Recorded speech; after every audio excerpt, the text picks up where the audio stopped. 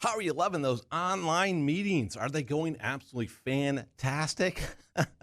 No, don't get upset with me. Don't get upset with me. Be upset that they're not going fantastic because these online meetings, we're all in them. You're in them every single day. The question is, why aren't they going better? Have you asked yourself that question? Ask yourself that question. Why aren't they going better?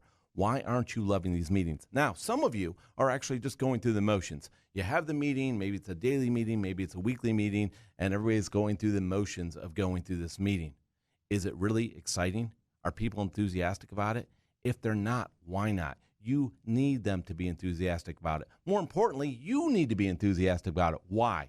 Because time is money. Time is money. And if you're there, your time is valuable. If these other people are there, their time is valuable. So what can we do to make these meetings much more exciting, to get them more enthusiastically involved and engaged with what we're doing, including ourselves? Because if you're the person who's sitting there and you're bored, holy cats, we got to stop doing this, right? We got to make it better. So let's take some advice from Dale Carnegie. Let's take some advice because this guy documented more success than anybody in the history of time, listened to more people talk than anybody in the history of the world. Heck, he's in Ripley's Believe It or Not as the guy who did that. That's amazing. It's a human being that will listen to more people than anybody else. That's what Dale Carnegie did. He challenged us that whenever we're opening up in a meeting, whenever we're opening up a presentation, to sweep people in, to bring them in, to get them engaged, to be part of the conversation right from the get-go. And he challenged us that if you want to be effective running meetings, you want to be effective in these meetings that you're in all day long, you want to be more effective and appreciate and value your time and value that of the other people, you want to do that? Of course you do. You're important.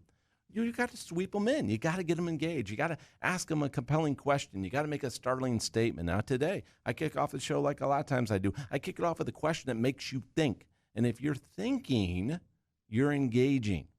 And that is our challenge. So as you take a look at your Zoom meetings, your WebEx meetings, or whatever manufacturer you use as a platform for your meetings that you're having with your team, if you're using Microsoft Teams or any of the multitude of different programs out there you could be using to have these meetings, ask yourself, are people excited to be in this meeting?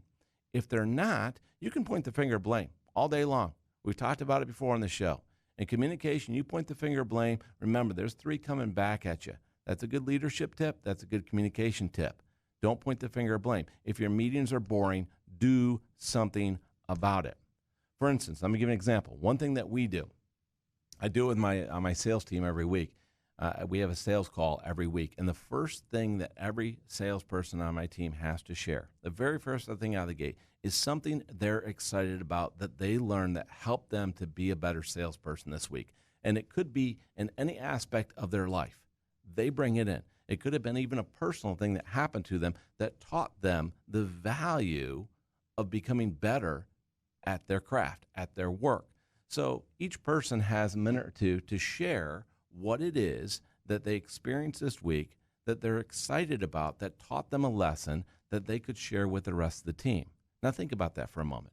Every person gets to share something they're excited about, and the value of it is that it's something that taught them a lesson to make them better this week. And if they're better, our organization is better. So when they share that experience with all of us say, wow, that's really cool that you did that.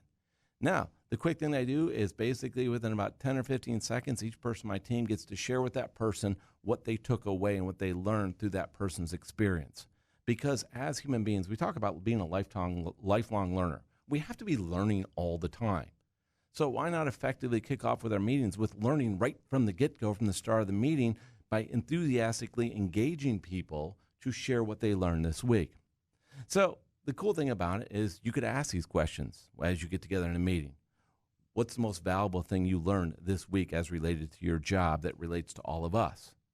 What did you do extremely well this week that really is going to pay off dividends down the road? Again, think about the underlying message here. Not only is it a benefit to that person, it's a benefit to all of us in the meeting.